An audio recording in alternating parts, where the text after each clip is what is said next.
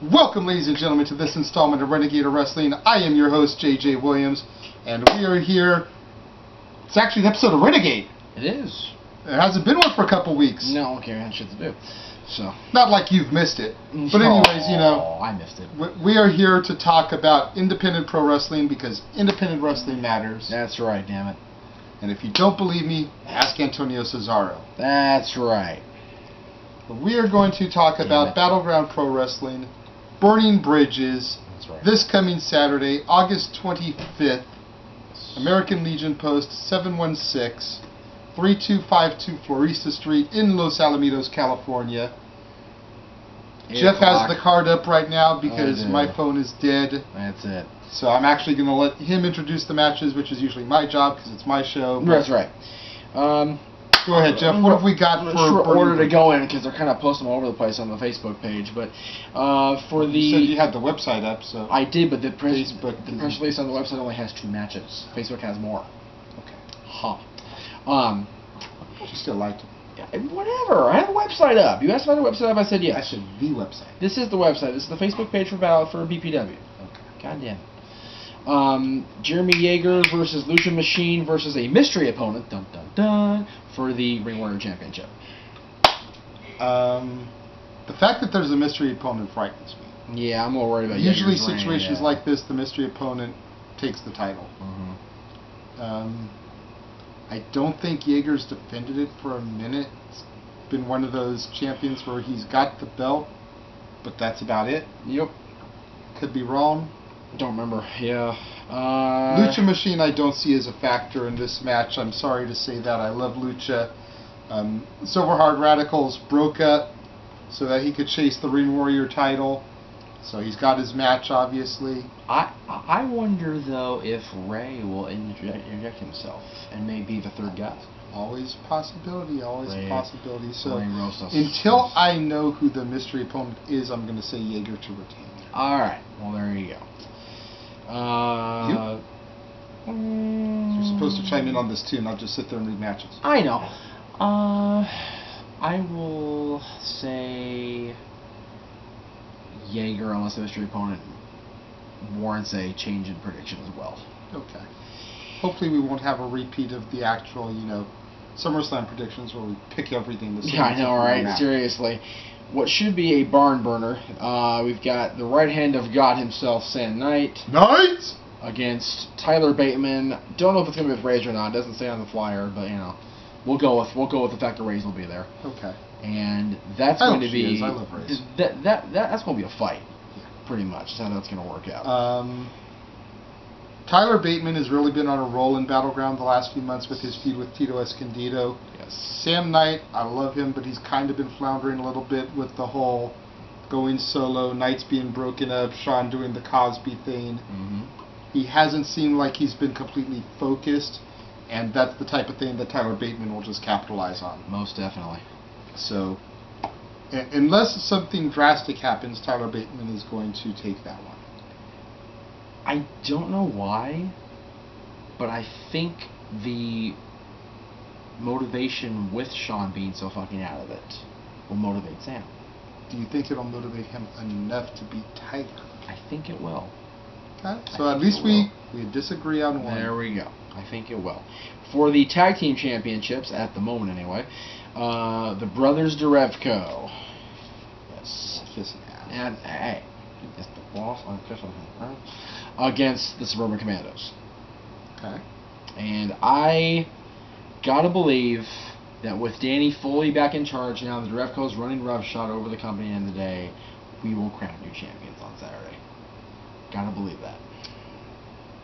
Definitely sounds like a good, strong possibility. I mean, I had heard grumblings on the circuit that this might have been like a triple threat tag match, but apparently they've decided to just keep it with 2 teams instead of 3. I gotta agree with you though and say the Derevkos. The Derevkos have proven their merit, and not to say the Commandos haven't, because they're definitely an awesome team. But yeah, I think the stars will align and everything is just kind of falling the Derevkos' way. Yes. and what will likely be the main event, because like I said, there's only 4 matches plus a little thing down here I'll get to in a minute. There's 4 matches currently announced as of this taping, and the 6-man tag for supremacy, if you will, is what they're calling it.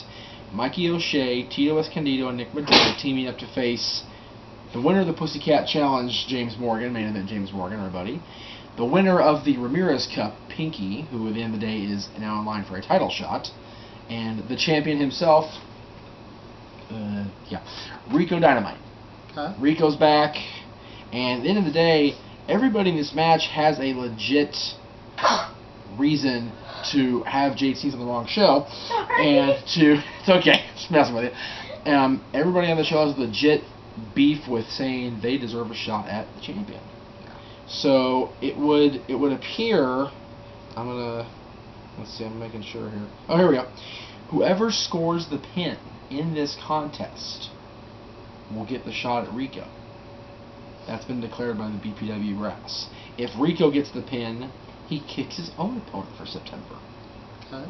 So, very interesting dynamic in this match. Because you could have, Rico's own teammates throwing him under the bus to get the title shot at the end of the day. So with that being said, I think that the babyface team will win number 1 because Pinky can cash in whatever the hell he wants to. So there's no reason for him to throw Rico under the bus. Morgan, just got on the roster, and with the Pussycat Challenge, just got his slot. He's going to bide his time, I think. And Morgan has got other fish to fry because, like I said in the results show from the last show, Morgan is there with a purpose with Tito Escondido. Right. Morgan is going to be occupied with that for a little while because Escondido broke his collarbone up in Dungeon Championship Wrestling. Right. And Battleground is actually capitalizing on that and working that into their angle. Well, it's because Dungeon and them are partnering at the end of the day. So here's the way I see this going.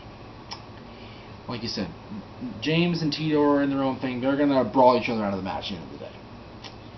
I foresee Mikey getting the pin. I was going to say the exact same. I foresee Mikey getting the pin and getting a shot at Rico in September, winning the belt back, but being so depleted from the match with Rico that out comes Pinky with the cup. Just like what happened to Mikey last year. Except last year Mikey retained the title and then got it cashed in. Got cashed in, exactly. Mikey will get fucked without lube in the butt 2 years in a row. Sorry, Mikey. My bad for the reference. But that's just the way. That's actually a very interesting theory there. I definitely think Mikey's going to be the one to get the pinfall. Okay. Without question. Yeah.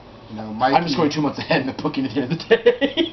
If that's where they're going. If they're going, we're not the booking committee. I've said this before. Yes. We are just fans at the end of the day who are more or less Battleground social media ambassadors because we hype the show on YouTube, we tweet during the shows, we plug the show on Facebook, so we kind of have like everything covered except touting it. It's like, you know what's bad about that at the end of the day?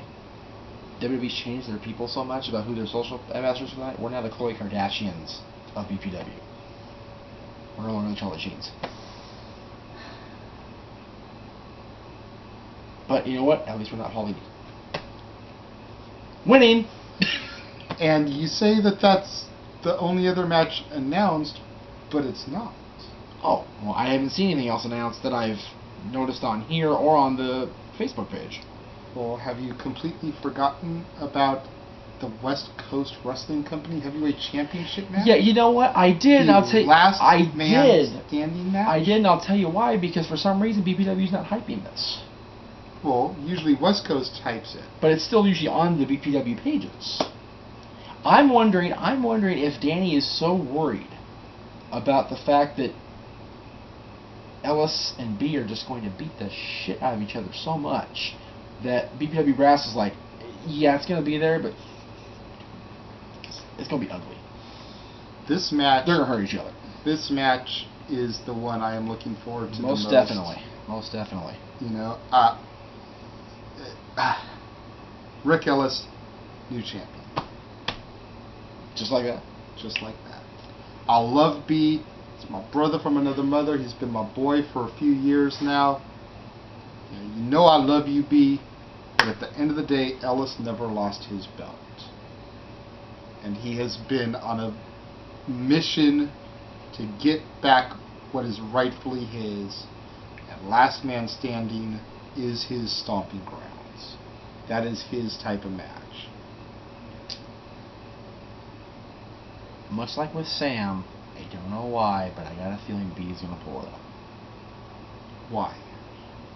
Just this gut reaction that comes to mind when I think, they really want to build the championship, and I think B beating Ellis in that kind of match will just solidify his status as champion and the championship overall. Maybe. That's what I think. Now, as far as the and more, sources say that Fresno's own Mike Rain will be appearing at Burning Bridges. For those of you who aren't familiar with Mike Rain, he's one of the most well-rounded and respected veterans in the entire state here in California. He's wrestled all over the Golden State. He currently holds the distinction of Golden Gig Champion as leader of the James Gang in Oakland's critically acclaimed Hood Slam. No word yet on who will be facing, but rest assured the fans of BPW will be the real winners. I have seen Mike. This guy is awesome. Really good, solid worker in the ring, very entertaining. I think the crowd at Legion Hall will dig him. Heel or not, they'll be into him. Okay. Well, so that's what we have as of this moment. Yes. So, once again, if y'all haven't started, you need to come out. If you're in the SoCal area, come to Battleground. It's right off of the 605 exit of Catella. Yes. 3252 Florista Street, Los Alamitos, California. American Legion Post number 716. $10 for entry. Plus, if you're really cool people, you can hang out for the after party, karaoke, drunken wrestlers. This will be the first one in a while we haven't. Hashtag shenanigans. Yeah, this will be the first time in a while we haven't been able to, because it's going to be a long day for us. Because it's your birthday. Well, it's celebration. It's part of my celebration. Yes. And I have a board meeting. Yes. At 10 a.m. the next day. On Sunday. And the rest of us are going to be at Disneyland. Earlier than that. Yeah. But we'll probably be at the same time at the end of the day. God. So, all right. Support your local indie wrestling. Please. If it's not Battleground Pro Wrestling, Google indie wrestling in your area. Find a promotion to go to. Are you going to see the same production and everything as a WWE or a TNA show? No, you're not. You're going to find a bunch of kids that are willing to bust their ass to entertain you. That's right. And at the end of the day, that's what matters. Because as much as we love these guys on TV, not all of them go out there and bust their ass for y'all. No. Most of them could care less that y'all exist. Yeah. That's real being real. Yes, some of them go out on Sundays and don't protect the most injured part of their body and take it into a corner of a table instead. Some of them use YouTube to gain the fan base and get over, and then pull too are dicks to their fans. Yeah. Woo, woo, woo. You know it. This episode of Renegade Wrestling, signing off. Jeff Meacham. I'm the Renegade Wrestling JJ Williams. We'll see you next time.